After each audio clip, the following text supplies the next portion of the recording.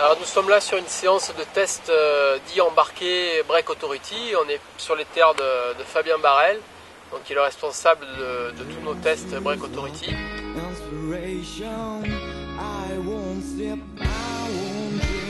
L'objectif de ces tests est clairement de pouvoir lier ce qui se passe dans les bureaux d'études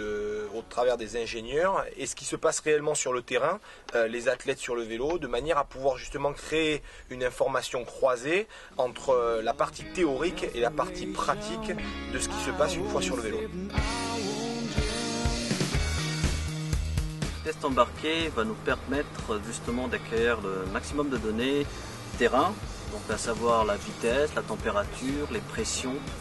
donc du disque, surtout au niveau freinage, donc pour pouvoir resimuler tout ça sur notre banc.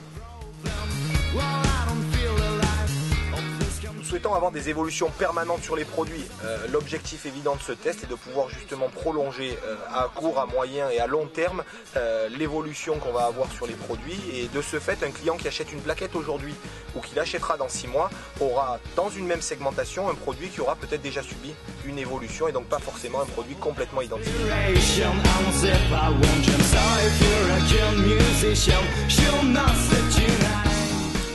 L'organisation de ce test nous permet d'apporter justement plusieurs pilotes sur une même piste avec un même vélo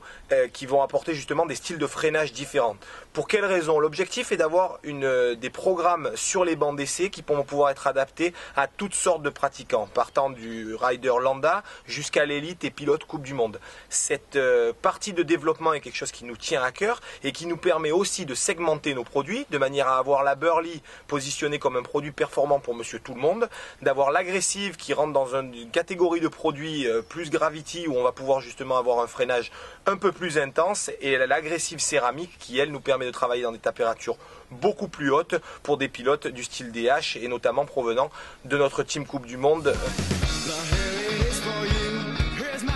Toutes nos plaquettes sont composées en métal frité. Donc pourquoi du métal frité? Tout d'abord pour la performance, à savoir que le métal frité travaille beaucoup mieux à haute température et qu'en VTT on roule à des températures dans des pentes raides qui peuvent monter jusqu'à 150-160 degrés comparé à l'organique, mais aussi vis-à-vis de l'usure qui s'use beaucoup moins avec du métal frité, et également une phase de rodage qui se fait beaucoup plus rapidement. Également le respect vis-à-vis de la possibilité d'utiliser une technologie sans nickel qui protège à la fois les gens qui extraient le nickel de nos montagnes, mais aussi qui le fabriquent, qui fabriquent nos plaquettes de manière à rester tous et tout le monde en bonne santé.